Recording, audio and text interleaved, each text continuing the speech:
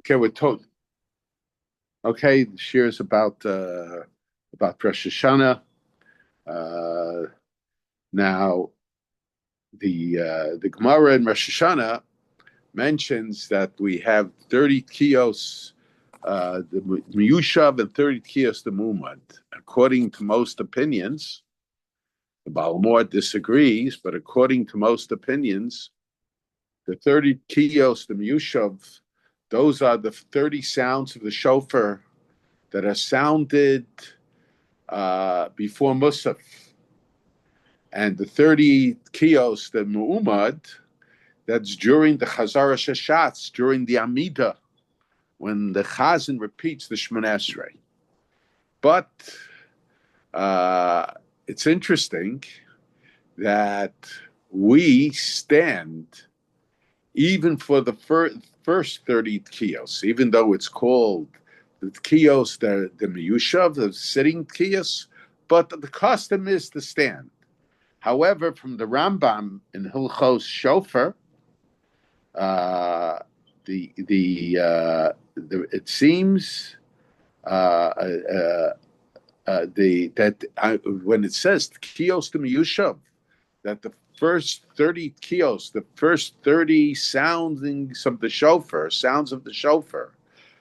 that are sounded from the shofar, everybody, except of course for the Baal Tokeya, everybody should be sitting.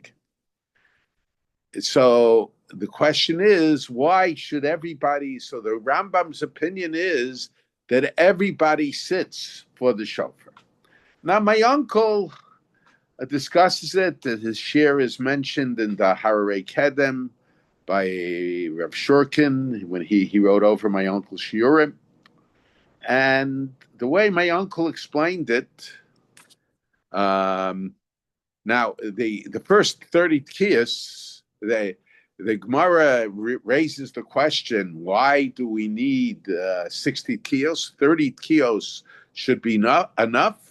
So it says kidei la'arvei v'sasatan, to confuse the Satan, to confuse Satan, the prosecutor, the figurative prosecutor who stands before God and tries to find fault with the Jewish people and tries to show that the Jewish people did not act properly, that God shouldn't show them favor.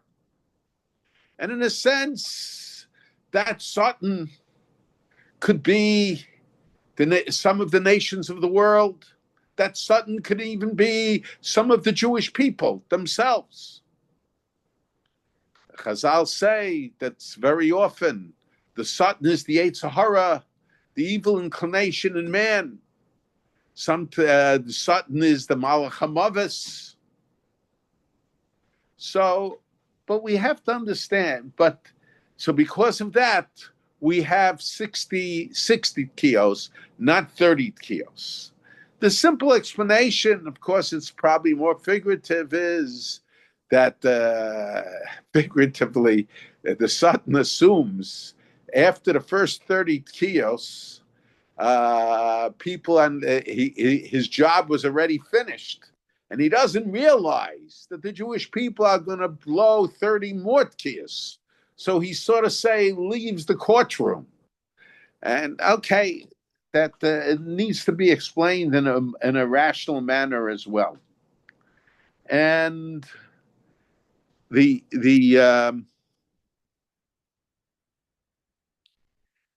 now there is a dispute between the Rambam and our custom.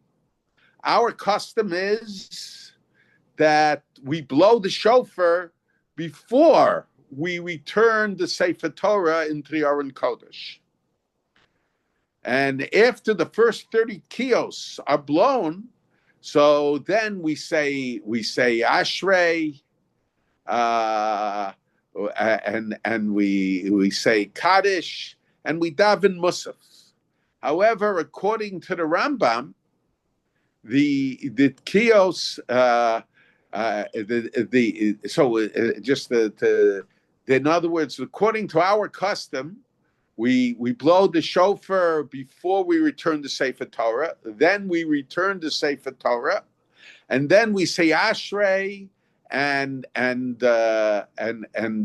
daven Musaf, and of course in the Chazaras Hashatz, in the Amida, when the Chazan repeats the Shemon Esrei, we again blow 30 kios, 30 sounds of the shofar during the Shemon Esrei. And of course, there are customs for whatever reasons, either to accommodate other shitos or because of other reasons. We add many other kios at the end of the davening.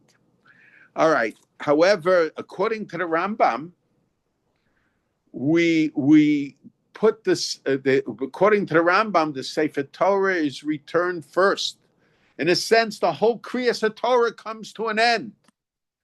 And then we blow the kios. So even the first 30 kios, when the Baal Tokeya makes the bracha of Lishmoa Kol Shofar, it's being said as an introduction. Is being said as an introduction to the Musaf. And we have to understand, and interestingly, the Rambam sheet is, even though all year round when we say Daven Musaf, we always say Ashrei before the Musaf, but according to the Rambam, Rosh Hashana, when we blow the Kiyas, we don't say Ashrei. There is no need to say Ashrei. The first 30 Kiyos are like in place of the Ashrei. And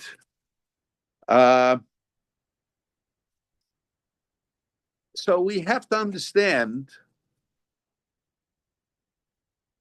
what is the logic to the Rambam Shita, and perhaps when we understand the logic to the Rambam Shita, we will understand also the logic to our practice also, and the logic might be very, very similar, even though the Shitas are altogether different.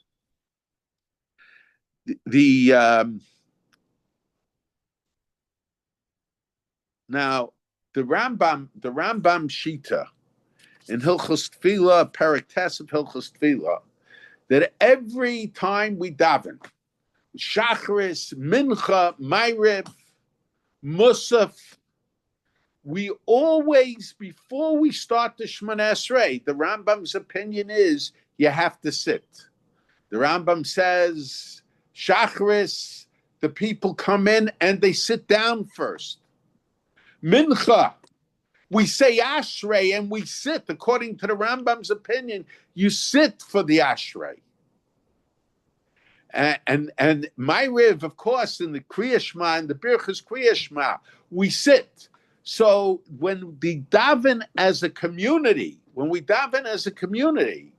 so according to the Rambam, we have to sit. Why?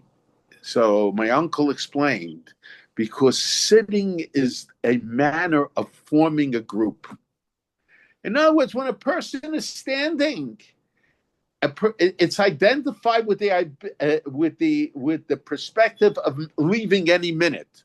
But when a person sits down, so it's an indication of staying.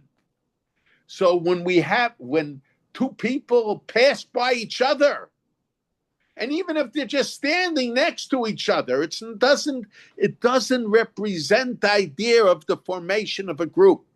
But when people sit together, so that indicates, and this is in many other areas of halacha as well, as the formation of a group. Now, so all the tefillos, according to the Rambam, now that's not our approach. We go into a shul mincha time in every yeshiva. People don't sit down for the ashrei; they stand for the ashrei. But this was the opinion of the Rambam, that before we daven as a tzibor, as a community, we have to sit together as an indication of the formation of a group. In a sense, to a certain degree, we surrender part of our individuality. Now, and so my uncle suggested that Rosh Hashana, the first 30 tkiyos that we do, before we start the Shemona Esrei, it's the formation of a group. And since we formed the group through the sitting down, the Rambam understood kios, the miyushav, to mean kios that you have to sit, not that you can sit, but that you have to sit. The Rambam's opinion is that for the first 30 kios, the first 30 sounds of the shofar, the community, the congregation, the tzibur, they sit, there is a formation of a group to a certain degree, surrendering their individuality and becoming a group. And this is the introduction to the Tfilas Musaf. And because of that, there is no need for an ashrei. There is no need for an ashrei because with the 30 kios, we formed the group. However,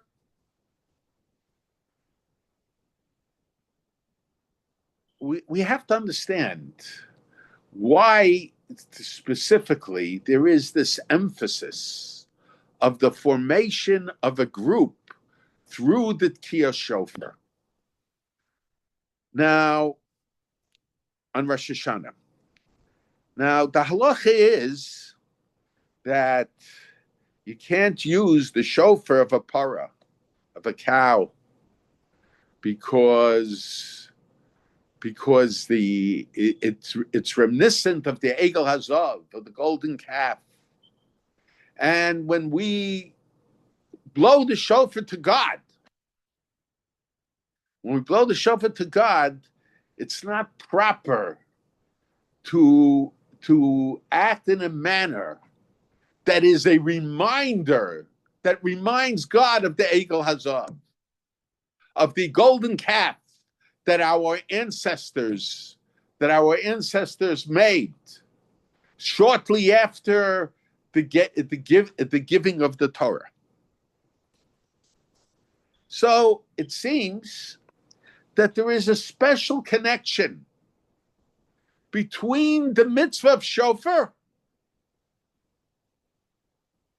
and the Egel Hazav. And we have to understand what that connection is. Now, it's true. Rosh Hashana is the first of the Aseret Yemei Tshuva. And every time, and all the sins that we have committed throughout the generations is to a certain degree identified with the Egel Hazav, with the golden calf, with the sin of the golden calf. But I want to explain in greater length why there is a special connection between Rosh Hashana and the Egel Hazav, the sin of the golden calf. Now, I've discussed in the past that Rosh Hashana is the first of the Aseret Yemei Tshuva, and Yom HaKippurim is the last of the Aseret Yemei Tshuva, of the 10 days of Tshuva. Now we understand very easily, how does Yom HaKippurim manifest itself as a day of Tshuva? We say Vidu in Yom HaKippurim. The Jews would cry in Yom HaKippurim. Certainly the European Jews cried. In America, many of those who have outbursts of crying are just mimicking something. But in Europe, the crying was sincere. And we say Vidui on Yom HaKippurim. Rosh Hashana, on the other hand, except according to the Shita of the Ari's opinion is that there is a short Vidui that is recited on Rosh Hashana, but with the exception of the Ari, there is the predominant practice is that we don't say any form of vidui, of the confessional prayer on Rosh Hashana. So somehow the confessional prayer is reserved for Yom Kippurim. Of course, we say it in Slichas also. But in Rosh Hashanah, there is no mention. We don't even want to talk about hate, about sin at all at Rosh Hashanah.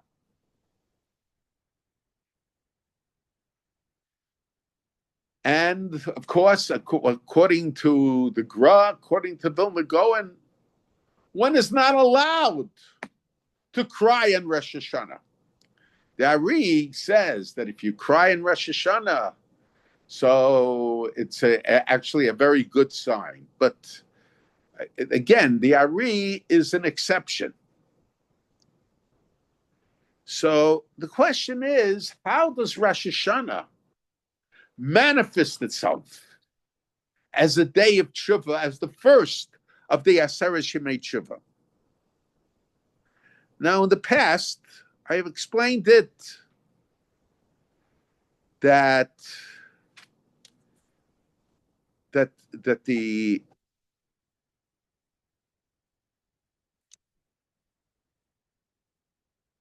now I want to explain that it called shofar. Well, but we have to understand about the Egel Hazav, the golden calf, that was made by the Jewish people shortly after they accepted the Torah. 40 days after they said Na'aseh v'nishma, 40 days after they were on a level which our sages tell us was higher than Malachim, higher than the angels. They stand in front of a golden calf and they say, Elu Elohecha Yisrael, this is your God, O Israel. How could they go from such spiritual heights to the abyss of sin in such a short period of time? And I think the reason is because the Jewish people at Har Sinai, now we say, and I've mentioned this many, many times, Ilu Kirvanu, we say in the Haggadah Pesach, Ilu Kirvanu Lifnei Har Sinai, if you brought us close at Mount Sinai, V'lo nasan lanu as Torah dayenu, that would have been a great thing in itself. What would have been so great about coming to Har Sinai, about coming to Mount Sinai and not receiving the Torah? The whole purpose of coming to Har Sinai was to receive the Torah. Once we took the Torah from Har Sinai, Har Sinai loses its significance. It's only a historical issue. It's perhaps important only to tourist guides. But religiously, halachically, Har Sinai loses its significance. The significance of Har Sinai is transferred to Yerushalayim, to the Beis HaMikdash, to the temple. Har Sinai is just a mountain whose identity we're not sure where it is. And even if we knew where it was, and there are those who claim that they do, it's insignificant from a halachic perspective. So what would be the significance of coming close to Mount Sinai?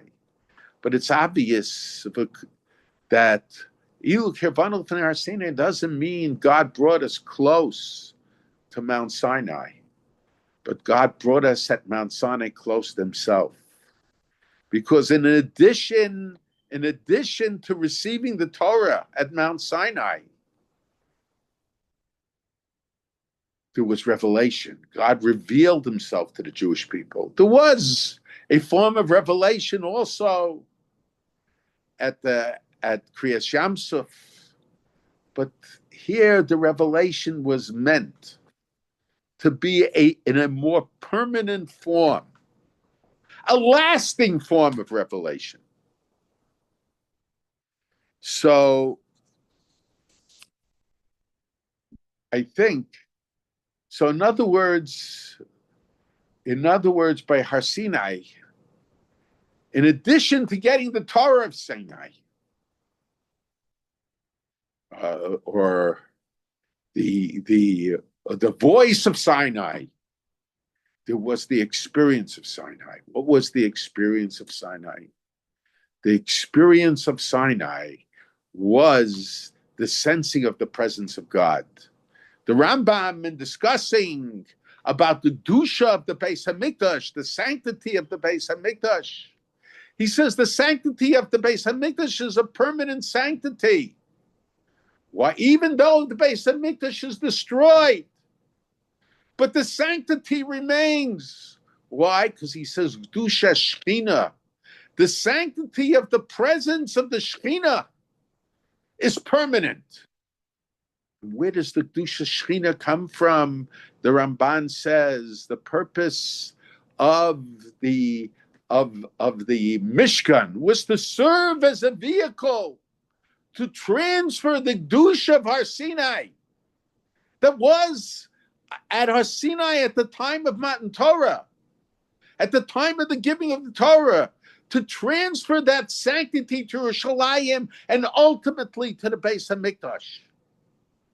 So the Dusha of the Beis Hamikdash and the Dusha of Har Sinai is the same Dusha.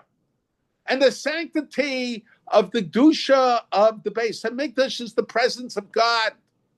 And the sanctity of Mount Sinai was the presence of God.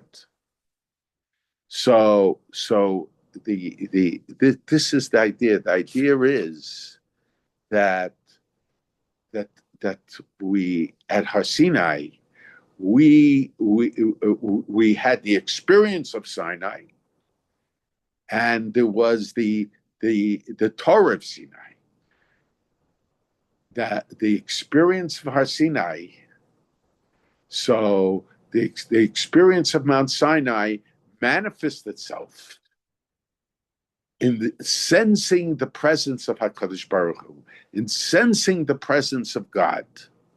So this, I think, is so now, and how did God reveal himself? As I've mentioned in the past, how did God reveal himself to the Jewish people at Mount Sinai? He revealed himself through the Kol Shofar. Uvekol Shofar aleihem hofata. Through the sound of the shofar unto them, on them, you made your presence known. And it's very interesting, Yom Kippurim, when a Jew sins, the Rambam in Hilchos Tshuva, when he says, with the vidui that said the rest of the year, when a person knows what is the mitzvah of tshuva, an Hashem chatasi avisi pashati lefanecha, I sinned before you. In other words, why do you have to emphasize I sinned before you? Because how did the Jew come to sin? The Jew came to sin by deluding himself, by making believe that God wasn't there, or not taking notice of God's presence.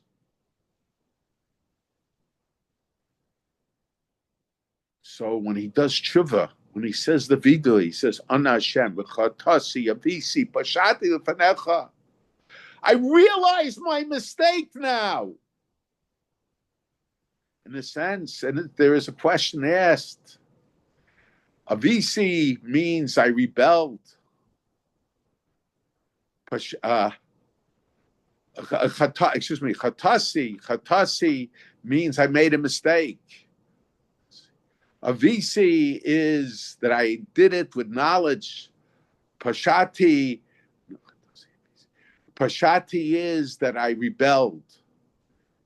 doesn't the person say whatever it was? If he rebelled, let him say pashati.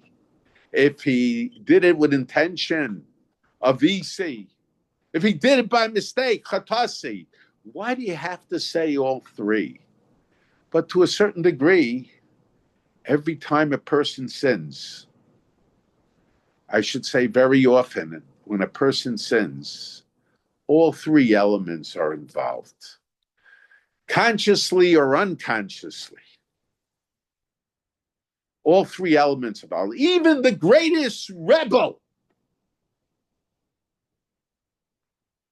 Rebellion sometimes, very often, perhaps most of the time, emanates from a mistake. The mistake was, I didn't sense the presence of God. There were other mistakes also, but the basic avera was, I didn't sense the presence of God. And I think this is the idea on the Jewish people. They underwent, at the time of Matan Torah, they underwent the experience of sensing the presence of God. And they said, Nasa v'nishma. And the Jew understood that he had to perpetuate the Torah of Sinai. When they accepted the Torah not just for themselves, but they accepted the Torah for future generations. But what was the mistake of the Jew? The mistake of the Jew was that he didn't understand the need to perpetuate the experience of Sinai, to perpetuate that idea of sensing the presence of God. And this is the idea of a kol shofar. When a Jew who sinned rejects Matan Torah, and he has to, but once we do not perpetuate the experience of Sinai, of sensing the presence of God, it's very easy to sin. The Jewish people, so long as Moshe Rabbeinu was there at Har Sinai, they continued to sense the presence of God. Moshe Rabbeinu, after he brought down the second luchos and everything, so in Parshas Yisro, when Moshe Rabbeinu explains to Yisro why all the people are coming to him, he says, they come to me to seek out God. They have questions in Jewish law, but to seek out God. So through Moshe Rabbeinu, the Jewish people, through the presence of Moshe Rabbeinu, the people were able to perpetuate that experience. But they didn't understand that they had to perpetuate it themselves. They didn't understand that they had to perpetuate that experience themselves. So when we do tshuva, in the Aseret Yemei Tshuva, we start off by emphasizing the perpetuation of the experience of Sinai, of sensing the presence of God. And God made his presence known to the Jewish people through the sound of the shofar. Uvekol shofar hafata. With the sound of the shofar, you made your presence known. So the Jew came to sin because once they did not perpetuate the presence of God, that sense of sensing the presence of God that they had at Har Sinai, it's very easy to sin. The only if you have Shivisi Hashem Lenegdi Summit, if God is always there, if you consciously sense his presence all the time, will you be protected from sinning? And so a Jew has to undergo the Sinai experience. And so this is why it starts off. There's no vidui. There's no crying. On the contrary, at this point, we're beginning to sense the presence of God. We sinned in the previous year, or years. But now I'm returning to God. And the Rambam in the Koseres Hilchos Shuvah, Mitzvah Sasi Achas, Yoshiv HaChato Mechato L'fnei Hashem. It's two things. He has to return from the sin that he did before God, realizing that he sinned before God, and he has to return to God. The L'fnei Hashem goes on both, V'yisvada, and then he says the Vidui. So returning to God is part of the essence. Is part of the essence of tshuva. It's necessary. It's necessary for the tshuva. And I think so. The idea of Rosh Hashana focused primarily on the experience of Sinai. Now, I mentioned in the past also that the Gemara, the Chazal tell us that the Kruvim, there is contradictions between the Psukim and the Torah, the Psukim and Yoel, where there are the Kruvim, the two angelic figures that were next to the Aron in the Kodesh Kodashim, whether they faced each other or their backs were turned to each other and faced the wall. And one of the answers given, the Rabbi Yochanan, Rabbi Shlokish, the discussion, one of the answers given is when the Jewish people were osin ritzono shel makom, when the Jewish people were doing the will of God.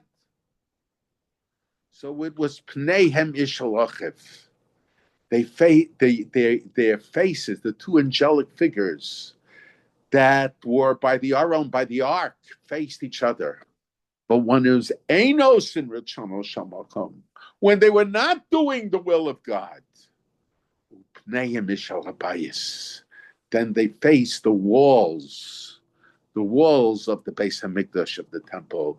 They did not, the two angelic figures did not face each other. In a sense, yes, it's angelic figures, it represents angels. And the Rambam suggests in Moreh Nevuchim that the angels represent, that they're the ones who communicated with the Nevi'im. But I think we could suggest, to a large degree, every Jew is an angel. Every Jew has a mission. We have different missions. I always mention what my father says, Vayivra Elokim es Adam b'tzalmo. God created man in his image. B'tzalmo kimaro, so in the image of God he was created. My father would say, that's redundant. And my father would say, God created man in his image with a small h. Each person has his own image. We're not going to be held responsible. Like they say in Chassidus, we're not going to be held responsible why we weren't like the Rambam. Why we weren't, the Chassidim say, why we weren't like the Baal Shem Tov. Why we weren't like Rabbi Akiva. But we are going to be held responsible why we weren't the way we are. Because every person is put into this world with a mission of life.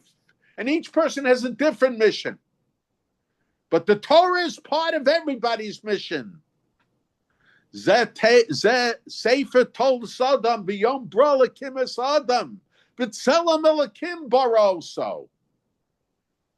The tzelem elakim in each individual is the fulfillment of his mission.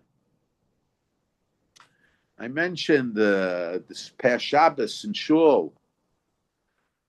We say, "Atem nitzavim hayom kulchem lefnei Hashem Elokeichem Rashechem Shiftechem, they delineate every type, even those that draw water, that cut wood, and all that. The woodcutters. You're all standing with strength before HaKadosh Baruch Hu. Nitzav means to stand with strength. It's not Omed. Omed is to stand. Nitzav is to stand with strength. An officer is an Netziv. Because an officer is a person who has strength. And certainly when it's Kulchem, we stand with strength. Why is it that way? So I think part of the reason is that is a perpetuation of Matan Torah. When the Jewish people came to Har Sinai, Vayichad Sham Yisrael Neged Har. It wasn't Vayachanu like everywhere else. It was K'ish Echad B'Leiv Echad. They accepted the Torah at like one person with one heart. And some people answer the question on the Haggadah. Why is it we say they assume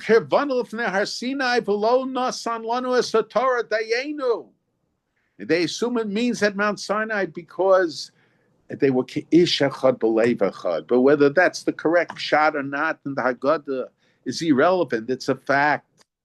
So Osin Ritzono Shel Makom, the sign of Osin Ish Alachiv. It represents the perpetuation of Matan Torah. When the Jew is doing the will of God, he is perpetuating Matan Torah. He's perpetuating the experience of the Torah, of Matan Torah, and he's perpetuating as well the Torah that was given at Matan Torah. But if it's Pnei Mishal Abayis, they're not looking at each other. It isn't that represents the idea that we're not perpetuating the experience of Matan Torah. If we're not perpetuating the experience of Matan Torah, we're not perpetuating Matan Torah. So Einos in Ritzono Shel Makom. It's not doing the will of God. And I think perhaps this is the idea of Rosh Hashana. Rosh Hashana, Yom Kippurim, yes, of course, it's a Yom Tshuva, L'Yochel, Rabbim, L'Kol, the Rambam says. It's a Yom Tshuva for everybody. And of course, it's a perpetuation of Matan Torah. But the main focus in Rosh Hashana, the main focus in Rosh Hashana is perpetuating the experience of Matan Torah. The main focus on Yom Kippurim is reaccepting the mitzvahs of the Torah. The vidui is the reacceptance of the experience of Matan Torah. And so part of the experience of Matan Torah could be K'ish Echad B'Leiv Echad. The purpose of the Shofar is the experience of Matan Torah.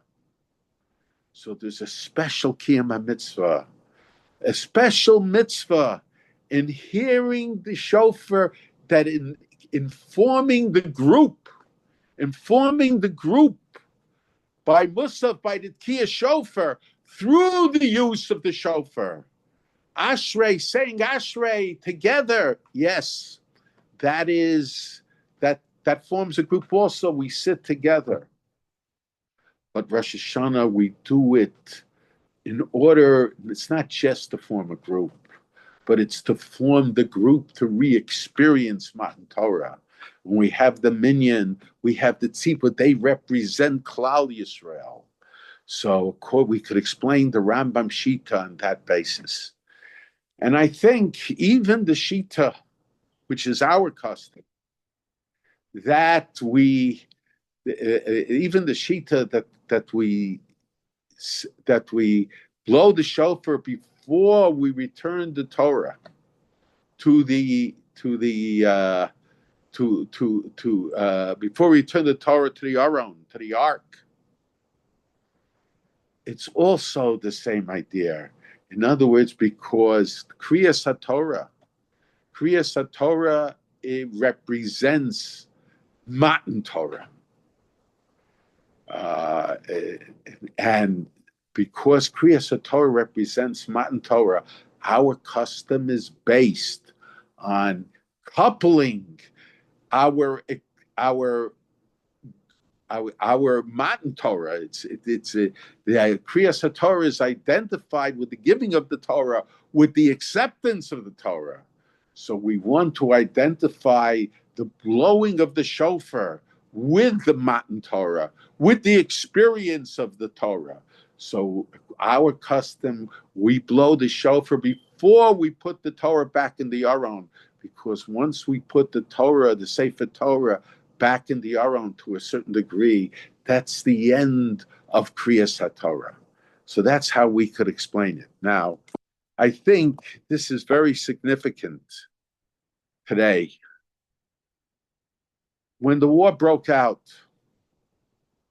the Jewish people were very unified. But then there were certain people who felt threatened by the unity of the Jewish people. Politically, they felt threatened. Why did they bring up, and I'm not going into the issue now of whether yeshiva boys should be drafted into the army or whether they shouldn't be drafted into the army, whether yeshiva boys should go to the army or yeshiva boys shouldn't go to the army. I'll say openly, though, very clearly, that a yeshiva boy who goes to the army is Mekadeh Shem Shemayim Barabim. And he has the opportunity, not only in his saving of Klal Yisrael, but he has the opportunity to spread the sensing of the presence of HaKadosh Baruch Hu. When the Jewish people went to the army, the Aron would go with them, because it was important when they would fight their wars. It was important that HaKadosh Baruch Hu, that they sense the presence of God. Today we don't have an Aron. But the Aron is those yeshiva boys, those people who are totally dedicated to Torah, who go to the army. They're the Aron. They contain within themselves the Torah. They serve as an influence. They serve as an influence for all the soldiers that were there. I'm not being critical of anybody, and I say every person serves HaKadosh Baruch Hu differently. But we have to recognize the service of every person. And when we try to deny the service in order to feed our own egos, then we're doing a disservice to Klal Yisrael, and we're committing a grave sin against HaKadosh Baruch Hu also, because Milchama LaHashem Ba'Molek Midor Dor. It's God's war.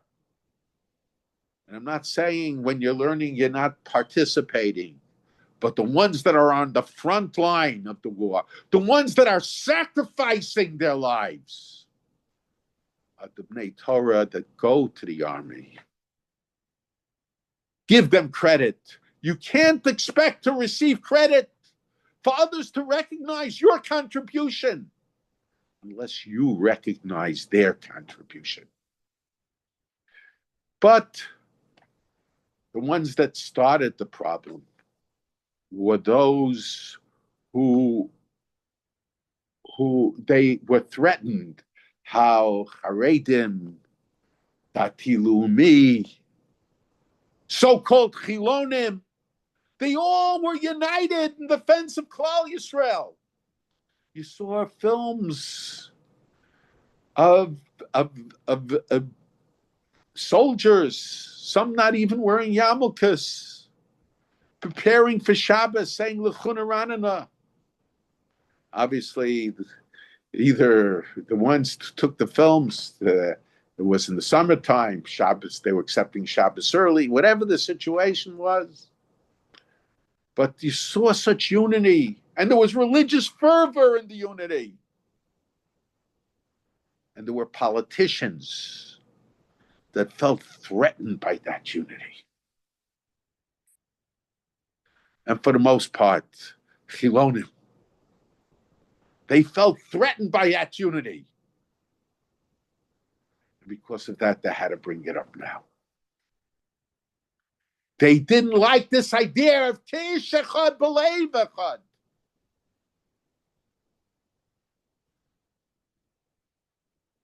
But can we who are observant, how can we mend that problem? I think we can mend it by recognizing the contribution that those who go to the war are the contribution that they are making on behalf of Klal Yisrael. Don't feel that because somebody's doing something that you're doing, if you have to criticize them for doing something else when they're contributing to Klal Yisrael more than that, saving your life, it shows that you have a very bad self-image of yourself.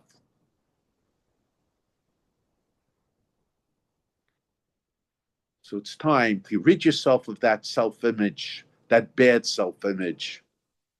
If that self-image contributes you to not recognize, to not to be makar tov, what people are doing for you and for Klal Yisrael. This is how we can do tshuva. We can do our best to return the Jewish people to Ish Echad B'Leiv Echad.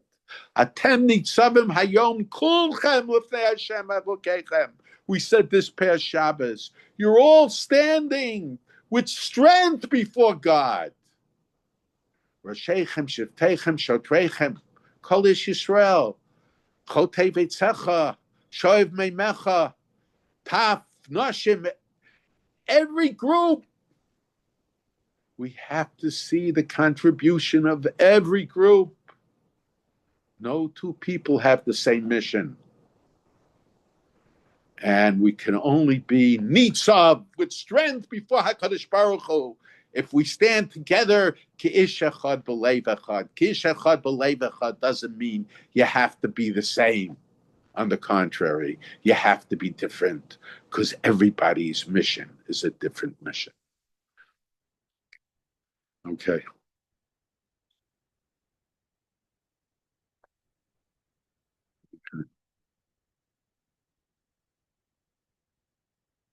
If anyone has any questions, please put it in the chat.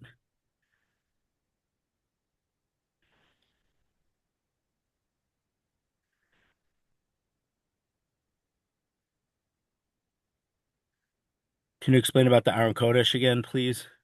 The Aron Kodesh used to go, when they had the Aron, they would take it out to war. With the luchos or the shivrei luchos, there are all kinds of different opinions. But in other words, the Aron was taken out, according to the Rambam, it was the Aron from the Beis Hamikdash. According to Rashi, it was an Aron with shivrei luchos wherever it was kept. The Ramban raises that question. It's two actually in machlokas about it. But but today we don't have an Aron. But the Torah goes out through the people. My uncle once meant one of his drushes, he mentioned that in Bayis Rishon they would take the Aron out. He says, but in Bayis Sheni, he says they were Mekadesh Eretz Yisrael with the Torah Shabbal Peh, because when the Jewish people went out to war, or when they went into Eretz Yisrael, and by Sheni they went in, when they were Mekadesh, they went into Eretz Yisrael. The Torah Shabbal Peh is part of the person. So when you have people who are Lomdei Torah, who learn Torah, going out to war, today we don't have an Aron, but they are the Aron, because they contain within themselves the Torah. So what's the idea of the Aron? The idea of the Aron is The Aron represents the presence of Hakadosh Baruch Hu. It represents Matan Torah. It represents the experience of Har Sinai of getting the Torah. So because Hakadosh Baruch Hu, in a sense, goes out for Hayamachnecha Kodesh, the battlefield has to be treated in a holy way because Hakadosh Baruch Hu goes out together with the Jewish people. Today we don't have an our own, but the Torah goes out with the Jewish people because the Torah is part of them. And the order of the shofar blowing. What do you mean the order? When we say the order, what do you mean by the order of the shofar blowing?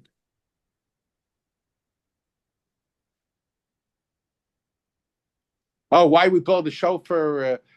So, according to the Rambam, we blow the shofar because it's an introduction to Musaf. So we finish Kriyas Torah and we start the Musaf prayer, and we don't have to say the Ashrei because the shofar is attached to the Musaf. The first 30 kolos are attached to the Musaf prayer. You understand? Yeah. Yeah, and as far as so that's the reason the order is that way. But our custom wants the shofar blowing associate with Kriyas Torah because Kriyas it's not so much an introduction to Musaf as it's identifying the shofar blowing with Kriyas Torah, which